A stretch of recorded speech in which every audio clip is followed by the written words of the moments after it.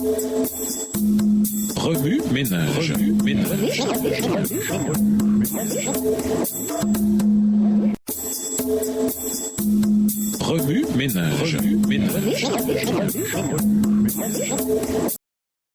Bienvenue dans votre émission Remue ménage. Nous voilà à la leçon de dimanche. Intérioriser les différentes sortes de sacrifices. Selon Hébreux 9, verset 15, la mort de Jésus en tant que sacrifice avait pour but d'assurer la délivrance des fautes commises sous la première alliance, afin que le peuple de Dieu puisse recevoir les biens éternels qu'il a promis aux siens. Dans l'ancien Proche-Orient, une alliance entre deux personnes ou deux nations était une affaire sérieuse. Elle impliquait un échange de promesses sous serment et l'idée que les dieux puniraient ceux qui rompaient le serment. Souvent, ces alliances étaient ratifiées par le sacrifice d'un animal. Par exemple, la cérémonie de l'alliance entre Dieu et Abraham impliquait le partage d'animaux en deux. Genèse 15, versets 6 à 21. Les deux parties marchaient ensuite entre les animaux partagés pour montrer qu'elles reconnaissaient que ces animaux représentaient le sort de la partie qui romprait l'alliance. Ce qui est frappant ici, c'est que Dieu seul marcha entre les animaux pour montrer à Abraham qu'il tiendrait sa promesse. L'alliance avec Dieu donna à Israël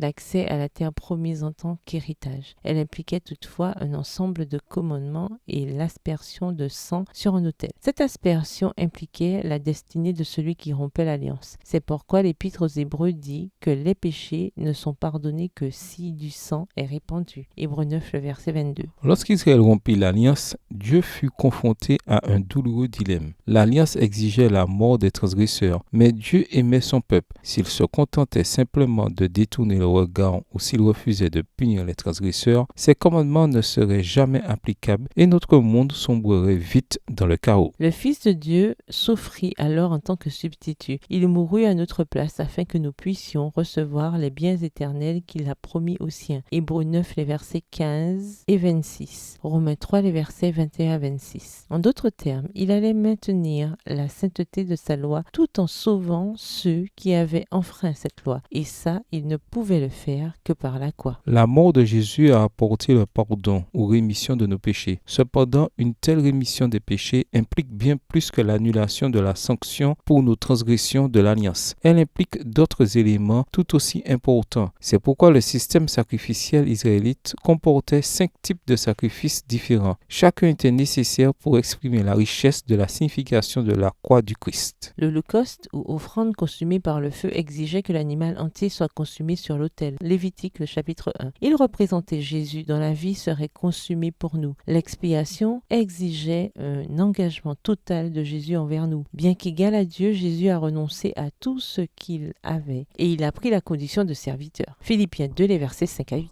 L'offrande végétale était un don de gratitude pour la subsistance que Dieu assurait à son peuple. Lévitique 2. Elle représentait également Jésus, le pain de vie. Jean 6, versets 35 et 48, par lequel nous avons la vie éternelle. L'offrande de paix ou de communion fraternelle impliquait un repas communautaire avec les amis et la famille pour célébrer le bien-être fourni par Dieu. Lévitique, le chapitre 3. Elle représentait le Christ dont le sacrifice nous a procuré la paix. Ésaïe 53, le verset 5, Romains 5, le verset 1, Éphésiens 2, le verset 14. Elle soulignait également que nous devons participer au sacrifice de Jésus en mangeant sa chair et en buvant son sang. Genèse 6, les versets 51 à 56. L'offrande pour le péché ou d'expiation permettait d'expier les péchés. Lévitique 41, versets 5 à 13. Ce sacrifice mettait l'accent sur le rôle du sang de l'animal qui représentait sa vie pour assurer la rédemption des péchés. Lévitique 17, verset 11. Et renvoyait au sang de Jésus qui nous rachète de nos péchés. Matthieu 26, verset 28, Romains 3, verset 25 et Hébreux 9, verset 14. L'offrande de culpabilité ou de réparation, Lévitique 5, le verset 14 à Lévitique 6, le verset 7, offrait le pardon dans les cas où la réparation ou la restitution était possible. Cela nous indique que le pardon de Dieu ne nous libère pas de la responsabilité de faire réparation ou restitution lorsque c'est possible à ceux que nous avons lésés. Les sacrifices du sanctuaire nous enseignent que l'expérience du salut ne se limite pas à accepter Jésus en tant que substitut. Nous devons aussi nous nourrir de lui, partager ses bienfaits avec les autres et réparer les torts que nous avons causés. Remue ménage, revenez à votre texte écrit et étudiez le passage. Encerclez les mots, expressions ou idées répétées. Soulignez les mots ou expressions qui sont importants et qui signifient quelque chose pour vous. Reliez par une flèche les mots, expressions aux autres mots, expressions associées ou connexes. Quels éclairages particuliers vos notes semblent-elles indiquer dans l'ensemble? Mémorisez votre verset préféré tiré de Hébreux 9 et 10. Écrivez-le plusieurs fois pour vous le rappeler plus facilement. Comment pouvons-nous voir ici pourquoi la loi est si centrale dans le message de l'Évangile? Comment chacun de ces différents sacrifices vous